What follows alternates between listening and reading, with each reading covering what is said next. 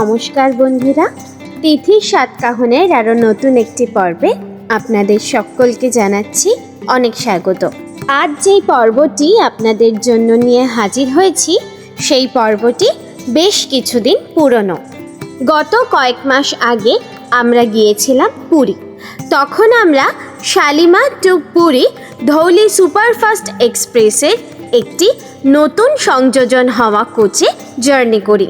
সেই সময় জার্নির ভিডিও ফুটেজগুলি টেকনিক্যাল ইস্যুর কারণে মিসপ্লেস হয়ে যায়, যার দরুন আপনাদের সাথে এই পর্বটি শেয়ার করে ওঠা হয়নি। আজ যেই সময় আমার এই পর্বটি আপনাদের মুঠোফোনে ধরা দিয়েছে, ততদিনে অনেকেরই ইন্ডিয়ান রেলওয়েজের এই নতুন কোচের সঙ্গে পরিচয় বিনিময় ঘটে গিয়েছে।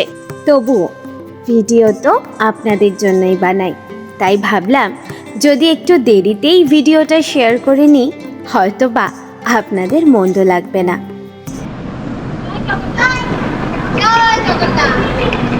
আজকে আমাদের পুরী থেকে কলকাতার উদ্দেশ্যে রওনা।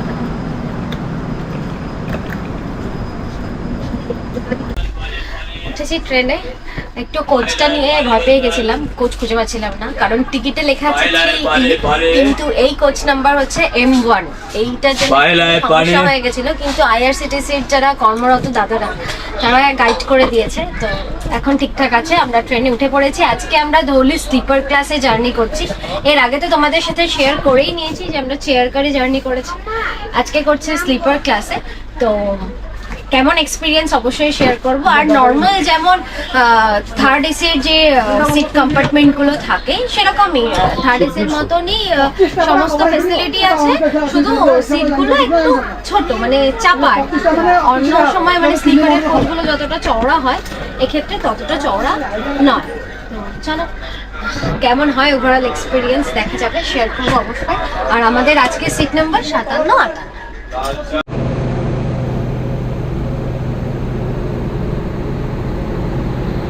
चावल काप नूडल सुकुले कॉफी वाले चावल नूडल सुकुले 10:31 ট্রেন ছাড়লো। তো দেখা যাক, আপাতত তো একটু লেটেই ছাড়লো, তো কতক্ষণে পৌঁছাই। তবে যতদূর মনে হচ্ছে ধৌলি মানে একটু লেটেই পৌঁছাবো।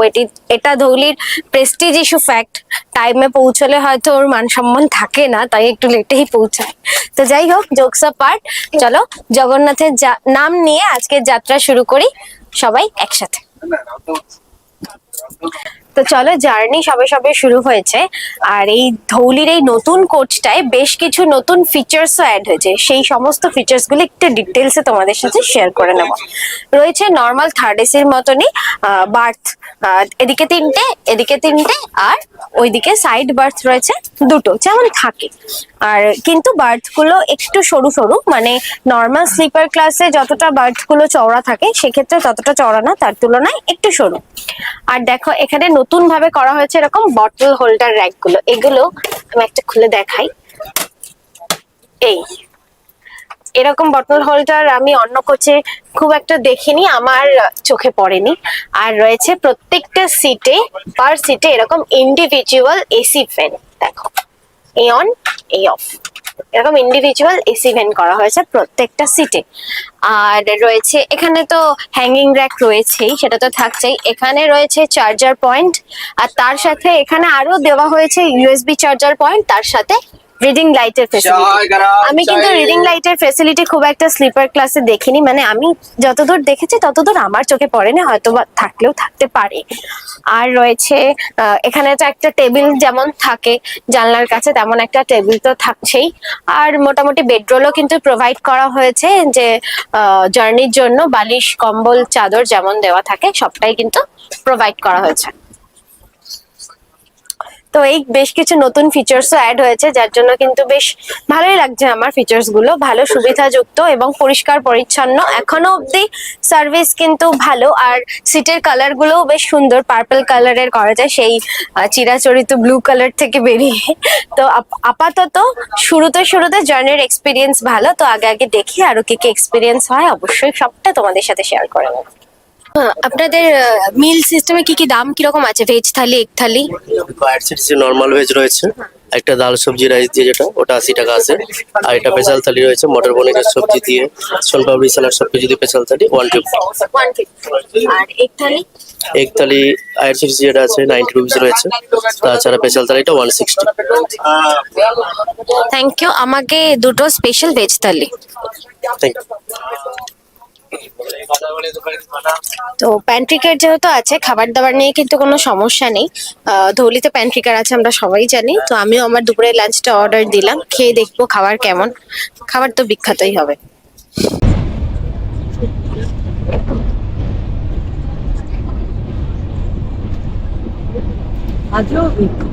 জার্নি শুরুতে শুরুতে ওয়াশরুমটাও আশা করছি অনেকটাই পরিষ্কার পরিচ্ছন্ন থাকবে। চটপট একবার রিভিউ করে নাও।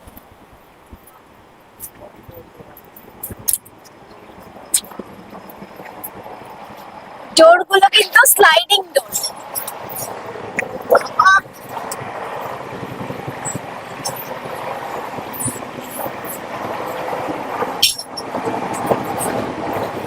দেখো কলের সিস্টেমটা কিন্তু একদম নতুনত্ব, আমি আর দেখিনি। এইখানে প্রেস করলে জল পড়বে, অটোমেটিকই বন্ধ হয়ে যাবে, অটোমেটিক।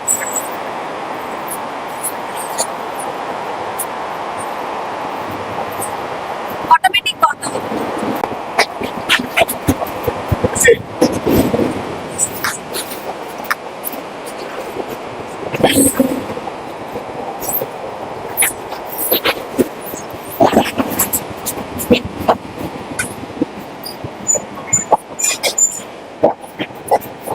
পরিষ্কার পরিচ্ছন্ন ওয়াশরুম, বেসিন রয়েছে, রয়েছে আয়না, তার সাথে ইন্ডিয়ান টয়লেট।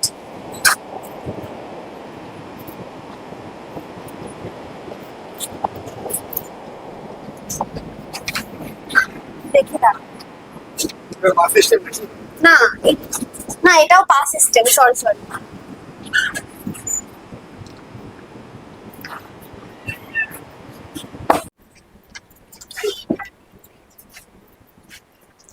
আমাদের লাঞ্চ এসে গেছে। লাঞ্চে আমি আজকে অর্ডার করেছিলাম স্পেশাল ভেজ থালি। তো চলো দেখি কি কি দিয়েছে। এখানে রয়েছে জিরা রাইস, রয়েছে একটা আচার, আর রয়েছে মটর পনির, এখানে শন পাপড়ি, স্যালাড, আর এটা একটা মিক্সড ভেজ সম্ভবত। হ্যাঁ, সবকিছু দিয়ে একটা মিক্সড ভেজ আর ডাল। আর পরোটা আমি নিইনি, তার জন্য এক্সট্রা রাইস। চলো চটপট খেয়ে নি।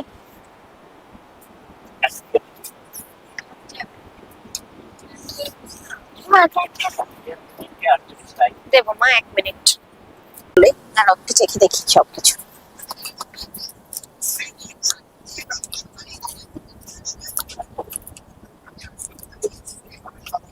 এত বড় বড় পনির, একটা দূরবীন আনলে ভালো হতো।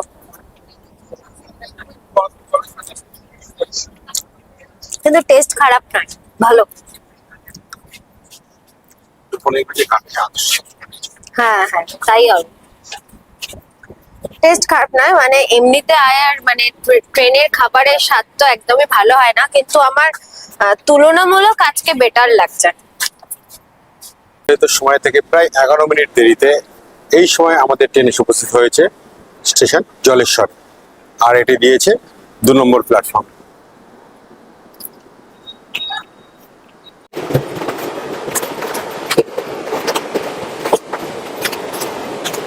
আজকের যাত্রাপথের মোট 384 কিলোমিটার যাত্রাপথ অতিক্রম করে আমাদের ট্রেন এই মুহূর্তে এসে পৌঁছেছে আজকে 14 নম্বর স্টপেজে খড়গপুর জংশনে। নির্ধারিত সময়ের তুলনায় আমাদের ট্রেন চলছে মাত্র 4 মিনিট দেরিতে। আমি হঠাৎ করেই এসেছি তোমাদের সামনে, কারণ আমি দুপুরে খাওয়া দাওয়ার পর কিছুটা সময় ঘুমিয়ে পড়েছিলাম। তখন কর্তামশাই পুরো ব্লগটা কন্টিনিউ করেছে। এসে আরেকজনকে দেখাই।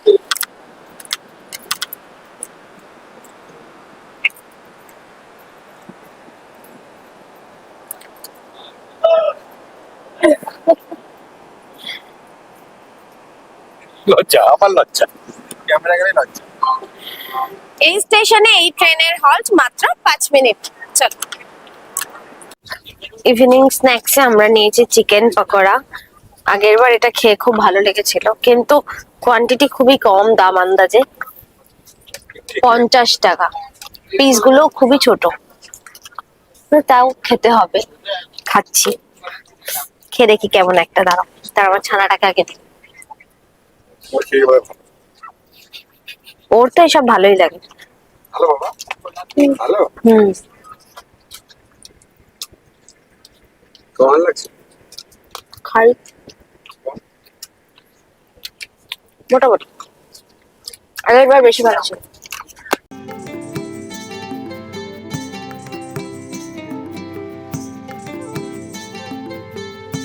অবশেষে নির্ধারিত সময়ের তুলনায় প্রায় 1 ঘন্টা 10 মিনিট লেটে এসে পৌঁছেছে আমাদের ট্রেন সাঁতরাগাছি স্টেশনে।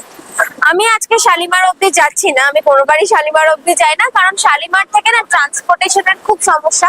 সাঁতরাগাছি থেকে তাও একটু সুবিধা হয়ে যায়। তো আমি সেই স্টপেজের মানে আগের স্টপেজেই নেমে গেছি আর কি। এরপর নেক্সট স্টপেজে হচ্ছে শালিমার। তো সাঁতরাগাছি থেকে এবার আমি যাব শিয়ালদা। কিন্তু একটা নতুন জিনিস এবার সাঁতরাগাছিতে হয়েছে, আগের বার যখন এসেছিলাম এটা ছিল না, এটা খুব দরকার ছিল। এসকেলেটর হয়েছে সাঁতরাগাছি স্টেশনে। এই এসকেলেটরটা কিন্তু প্রচুর দরকার, কারণ অনেক দূরপাল্লার ট্রেন কিন্তু এই স্টেশন থেকে পাস হয় এবং স্টপেজ আছে। সেক্ষেত্রে একটা এসকেলেটর ভীষণ দরকার। যাত্রীদের লাগেজ নিয়ে ওই সিঁড়ি দিয়ে ওঠা ভীষণ কষ্টের ব্যাপার। সো চলো এবার যাওয়া যাক। আর হ্যাঁ, প্লিজ ইগনোর মাই ফেস, কারণ সারা দিন জার্নির পর চেহারাতে এরকম সুন্দর হবে। হ্যালো, হাই কর, এদিকে হাত নাড়া।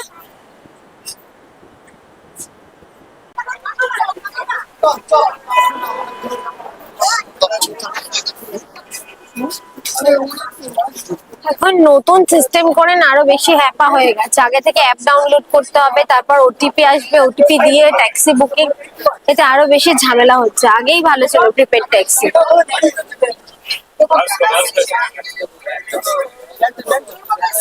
যাত্রীদের মধ্যেও বচসার সৃষ্টি হয়ে যাচ্ছে।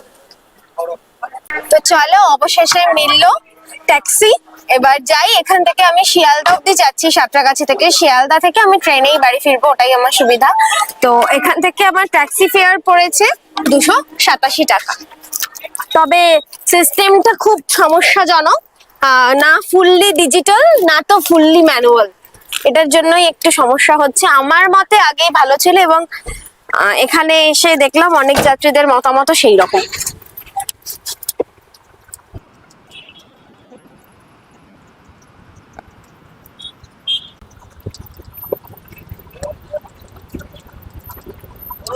ঘড়িতে এখন 8টা বেজে 57 মিনিট। আমরা পৌঁছে গিয়েছি শিয়ালদা স্টেশনে। তো আজকের ব্লগটা আমি এখানেই শেষ করছি। গল্প শুরু হয়েছিল ধর্মতলা থেকে সমস্ত বন্ধুদের একসাথে নিয়ে। আজকে শিয়ালদায় এসে আমি নিজেও যাচ্ছি বাড়ি, আর বন্ধুদেরও সবাইকে বাড়ি পাঠিয়ে বাই বাই বলে আজকের ভিডিওটা এই পর্যন্তই। দেখা হচ্ছে আগামী পর্বে নতুন গল্পের আসরে।